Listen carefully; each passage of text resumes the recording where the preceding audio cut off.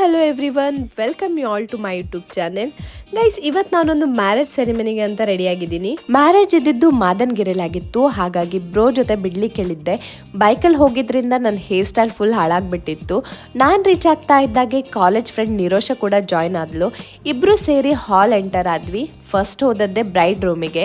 ಅಲ್ಲಿ ತೇಜ ಹಾಗೆ ಅವ್ರ ಫ್ಯಾಮಿಲಿನೆಲ್ಲ ಮಾತಾಡಿಸ್ಬಿಟ್ಟು ನಾನು ಸಿಂಪಲ್ ಆಗಿ ರೆಡಿ ಹಾಕ್ಕೊಂಡೆ. ಆ್ಯಕ್ಚುಲಿ ನಂದು ಮತ್ತು ತೇಜನ್ ಫ್ರೆಂಡ್ಶಿಪ್ ಬಗ್ಗೆ ಸ್ಮಾಲ್ ಇಂಟ್ರಡಕ್ಷನ್ ಕೊಡ್ತೀನಿ. ನಾನು ಮತ್ತು ಅವಳು ಪ್ರೈಮರಿಯಿಂದ ಕಾಲೇಜ್ವರೆಗೂ ಒಂದೇ ಕೇಲಿ ಇನ್ಸ್ಟಿಟ್ಯೂಷನಲ್ಲಿ ಕಲ್ತಿದ್ದು.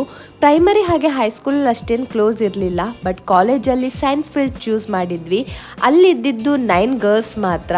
ಹಾಗೆ ನಮಗೆ ಮಧ್ಯಾಹ್ನ ಲ್ಯಾಬ್ ಕೂಡ ಇರ್ತಿತ್ತು. ಲಂಚ್ ಟೈಮಲ್ಲಿ ನಾವೆಲ್ಲ ಒಟ್ಟಿಗೆ ಕೂತ್ಕೊಳ್ತಿದ್ವಿ. ಏನೇ ಇದ್ರೂ ಒಟ್ಟಿಗೆ ಶೇರ್ ಮಾಡ್ತಾ ಇದ್ವಿ. ಹಾಗೆ ಯಾರಿಗೆ ಬೇಜಾರಾಗಿದ್ರು ಎಲ್ಲರೂ ಕೂಡ ಸಮಾಧಾನ ಮಾಡ್ತಾ ಇದ್ವಿ. ಅದೇ ರೀತಿಲಿ ಬಂಕ್ ಹಾಕೋದಿತ್ತು ಅಂದರೂ ಕೂಡ ಎಲ್ಲರೂ ಕೂಡ ಪ್ಲ್ಯಾನ್ ಮಾಡಿ ಒಟ್ಟಿಗೆ ಬಂಕ್ ಹಾಕ್ತಾ ಇದ್ವಿ. ಹೀಗೆ ನಮ್ಮ ಬಾಂಡಿಂಗ್ ಕಾಲೇಜ್ ಟೈಮಲ್ಲಿ ತುಂಬಾ ಕ್ಲೋಸ್ ಆಯಿತು. ಇವತ್ತು ನಮ್ಮ ಕಾಲೇಜ್ ಫ್ರೆಂಡ್ಸ್ ಎಲ್ಲ ಒಟ್ಟಿಗೆ ಬರೋ ಪ್ಲ್ಯಾನ್ ಇತ್ತು. ಪರ್ಸನಲ್ ರೀಸನ್ ಇರೋದ್ರಿಂದ ಅವರಿಗೆಲ್ಲ ಬರ್ಲಿಕ್ಕೆ ಆಗಲಿಲ್ಲ. ಹಾಗೆ ಮದುವೆ ಟೈಮಲ್ಲಿ ಬರ್ಲಿಕ್ಕೆ ಆಗಲ್ಲ ಅನ್ನೋರೆಲ್ಲ ಇದಕ್ಕೂ ಮುಂಚೆನೇ ಹಳದಿ ಸೆರೆಮನಿಗೆಲ್ಲ ಬಂದು ಹೋಗಿದ್ರು.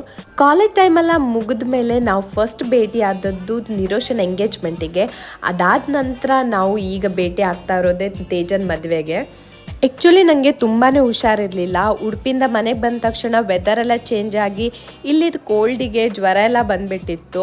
ನನ್ನ ಪ್ಲ್ಯಾನ್ ಇದ್ದಿದ್ದು ಹಳದಿ ಸೆರೆಮನಿಗೆ ಹೋಗುವ ಅಂತ. ಆ್ಯಕ್ಚುಲಿ ನನಗೆ ಮಂಡೇ ಎಕ್ಸಾಮ್ ಕೂಡ ಇತ್ತು. ಬಟ್ ಜ್ವರ ಬಂದಿರೋದ್ರಿಂದ ಹಳದಿ ಸೆರೆಮನಿ ಅಟೆಂಡ್ ಮಾಡಲಿಕ್ಕೂ ಆಗಲಿಲ್ಲ. ಹಾಗಾಗಿ ನಿರೋಷ ಹೇಳಿದ್ಲು, ಓಕೆ ಮದುವೆನ ಮಾತ್ರ ಮಿಸ್ ಮಾಡಬೇಡ, ಒಟ್ಟಿಗೆ ಹೋಗುವ ಅಂತ. ನನ್ನ ಫೇಸ್ ನೀವು ನೋಡ್ತಾ ಇರ್ಬೋದು, ಸಿಕ್ಕಾಪಟ್ಟೆ ಟಯರ್ಡ್ ಆಗಿತ್ತು. ಆದರೂ ಕೂಡ ಟ್ಯಾಬ್ಲೆಟ್ ಎಲ್ಲ ತಿಂದುಬಿಟ್ಟು ಬಂದಿದ್ದೆ. ನನ್ನ ಫೇಸಲ್ಲಿ ಕಳೆ ಕೂಡ ಇರಲಿಲ್ಲ.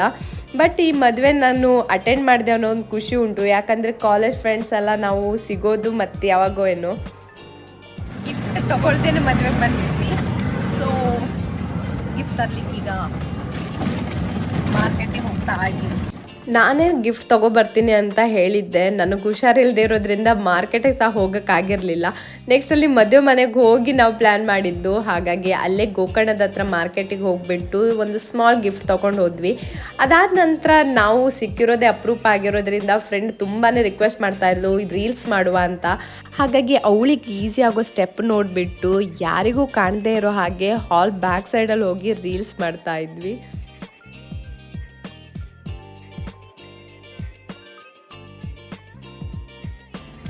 ರೀಲ್ಸು ಫೋಟೋಸ್ ಎಲ್ಲ ತೊಗೊಂಡಾದ್ಮೇಲೆ ಊಟಕ್ಕಂತ ಹೋದ್ವಿ. ಇಲ್ಲಂತೂ ಸಿಕ್ಕಾಪಟ್ಟೆ ಗಮ್ಮತ್ತು ಮಾಡಿ ನಗ್ತಾ ಇದ್ವಿ. ಕಾಲೇಜ್ ಫ್ರೆಂಡ್ ಒಬ್ಬ ಸಿಕ್ಕಿದ್ದ. ನನ್ನ ಕಾಲೇಜ್ ಸ್ಟಡೀಸ್ ಎಲ್ಲ ಮುಗಿದ ಮೇಲೆ ನಾನು ಉಡುಪಿಗೆ ಹೋಗಿಬಿಟ್ಟೆ. ಅದಾದ ನಂತರ 8 to 9 ಇಯರ್ಸ್ ಆಯಿತು. ಅಂಕೋಲ ನಮ್ಮ ಊರಿಗೆ ಬರೋದೇ ಕಮ್ಮಿ. ಹಾಗಾಗಿ ಯಾರ ಹತ್ರನೂ ಅಷ್ಟು ಟಚ್ಚಲ್ಲಿ ಸಹ ಇರಲಿಲ್ಲ. ಸಿಕ್ಕಾಗ ಅವ್ರು ಮಾತಾಡಿಸುವಾಗ ನಿಜವಾಗ್ಲೂ ತುಂಬಾ ಖುಷಿ ಆಗ್ತದೆ. ಫೈನಲಿ ಈ ಒಂದು ಫಂಕ್ಷನ್ನ ಮುಗಿಸ್ಬಿಟ್ಟು ಹೊರಟೆ. ಇವತ್ತೇ ನಮ್ಮ ರೂಮ್ಮೇಟ್ ಒಬ್ಳದ್ದು ಎಂಗೇಜ್ಮೆಂಟ್ ಕೂಡ ಇದೆ. ಅದಕ್ಕೆ ಸಹ ಅಟೆಂಡ್ ಆಗಲೇಬೇಕು. ನನ್ನನ್ನು ಕರ್ಕೊಂಡು ಹೋಗ್ಲಿಕ್ಕೆ ಅಂತ ಬ್ರದರ್ ಕೂಡ ಬಂದಿದ್ದ. ಗೈಸ್, ನನ್ನ ರೂಮ್ಮೇಟಿದು ಈಗ ಎಂಗೇಜ್ಮೆಂಟ್ ಇದೆ. ಸೊ ಬ್ರದರ್ ಬಂದು ನಮ್ಗೆ ಕರ್ಕೊಂಡು ಹೋಗ್ಲಿಕ್ಕೆ ಬಂದಿದ್ದಾರೆ. ಬಾಯ್ ಬಾಯ್ ಬಾಯ್ ಬಾಯ್ ಬಾಯ್ ತೆಗಿಯಾ. ಹಾಗೆಯೇ ಗಾಯ್ಸ್, ನೆಕ್ಸ್ಟಲ್ಲಿ ನಮ್ಮ ರೂಮ್ಮೇಟ್ ಎಂಗೇಜ್ಮೆಂಟ್ ಸೆರೆಮನಿ ವಿಡಿಯೋ ಕೂಡ ಹಾಕ್ತೀನಿ.